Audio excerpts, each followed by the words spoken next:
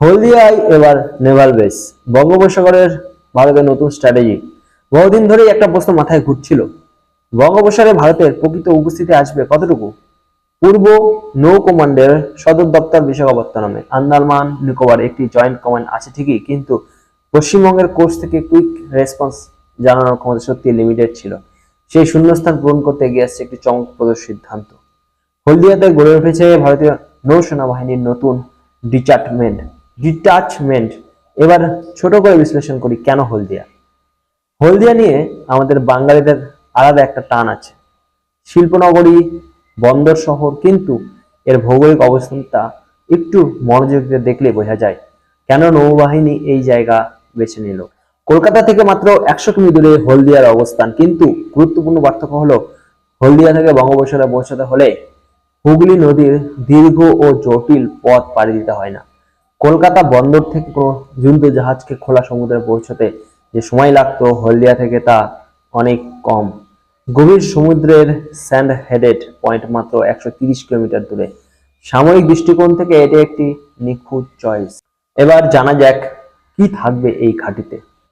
এটি একটি পূর্ণাঙ্গ নৌ কমান্ড নয়, বরং একটি ফরওয়ার্ড ডিটাচমেন্ট, কুইক রিয়াকশন দেওয়ার জন্য তৈরি।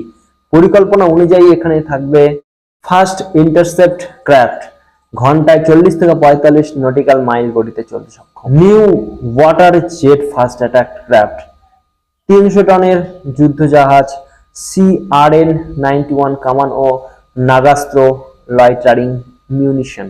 একটি 100 টনের যুদ্ধ জাহাজ যার সর্বোচ্চ গতি 45 নট, প্রায় 100 জন নাভাল অফিসার ও ক্রু।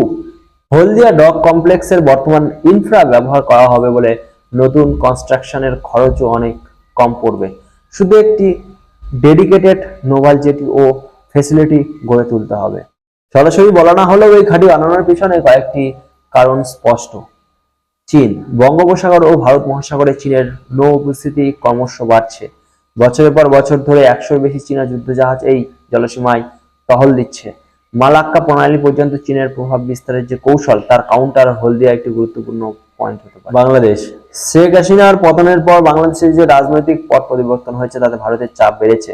বাংলাদেশের কোস্ট থেকে হলদিয়া যথেষ্ট কাছে, তাই কুইক রেসপন্সের জন্য এই বেস অ্যাক্টিভও হবে। পাকিস্তান, পূর্বমুখী থ্রেট উড়িয়ে দেওয়া যায় না, যদিও এটা কিছুটা পরোক্ষ। বাংলাদেশ প্রক্সি হতে পারে, এরকম রিস্ক আছে। একটু ভেবে দেখুন, হলদিয়া থেকে মাত্র কয়েক ঘন্টায় নৌপথে আমাদের সুন্দরবন, বাংলাদেশের চট্টগ্রাম বন্দর এবং মিয়ানমারের উপকূল। এই পুরো অঞ্চলটি ভূ রাজনৈতিকভাবে এখন বেশ দেশের অর্থনৈতিক ও সামরিক দৃষ্টিকোণ থেকে এই সিদ্ধান্ত যথেষ্ট দেরিতে না হলেও নেওয়া যে হয়েছে, এটাই বেশ আশার কথা। পশ্চিমবঙ্গের মাটিতে এই ধরনের স্ট্র্যাটেজিক ইনভেস্টমেন্ট রাজ্যের সিকিউরিটি ইনফ্রাস্ট্রাকচারকে আরো শক্তিশালী করবে। বঙ্গোপসাগর আর শুধু মাছ ধরার জায়গা নয়, এটি 21 শতকের ভূ রাজনীতির এক গুরুত্বপূর্ণ রণক্ষেত্র। হলদিয়ার এই পদক্ষেপ সেই রিয়ালিটিকে স্বীকার করে নিচ্ছে।